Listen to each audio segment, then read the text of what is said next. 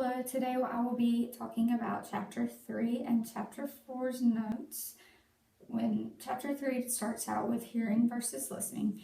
Hearing is the vibration of the sound waves on the eardrums, and listening is the actual paying close attention to what we hear. You have 4 different types of listening. You've got appreciative, empathic, comprehensive, and critical. So with your appreciative listening, that is you listening for pleasure or enjoyment. And then you've got your empathic listening. That's listening to provide emotional support for the speaker. And then you have your comprehensive listening, and that is listening to understand the message. And then you have your critical listening, and that's listening to evaluate the message. Sometimes you have poor listening, and the causes could be you're either not concentrating, you're listening too hard, you are sidetracked by the delivery or the appearance of the speaker, or you're jumping to conclusions.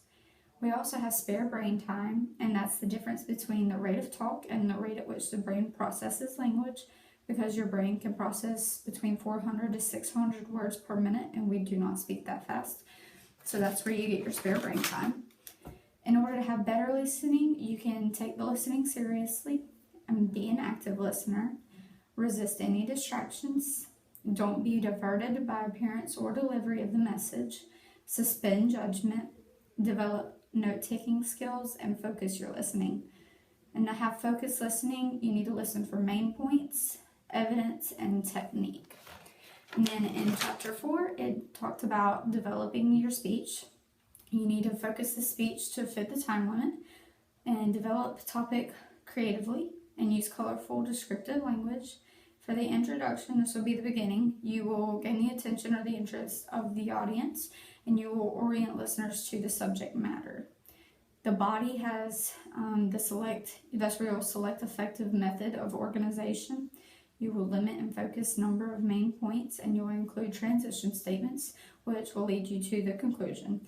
This is where you will signal the conclusion, you'll reinforce your central idea, and you will end on a strong note. In order to have an extemporaneous speech, it means you're carefully prepared and you rehearse a speech presented from brief notes, like I have. And you need to rehearse a speech. You rehearse aloud. You ask friends or family members for their feedback, and you time your speech. Whenever you present your speech, you want to plant your feet and smile to the audience and gesture naturally, nothing crazy. Establish and maintain eye contact and speak expressively, and this will be taking steps to reduce stress.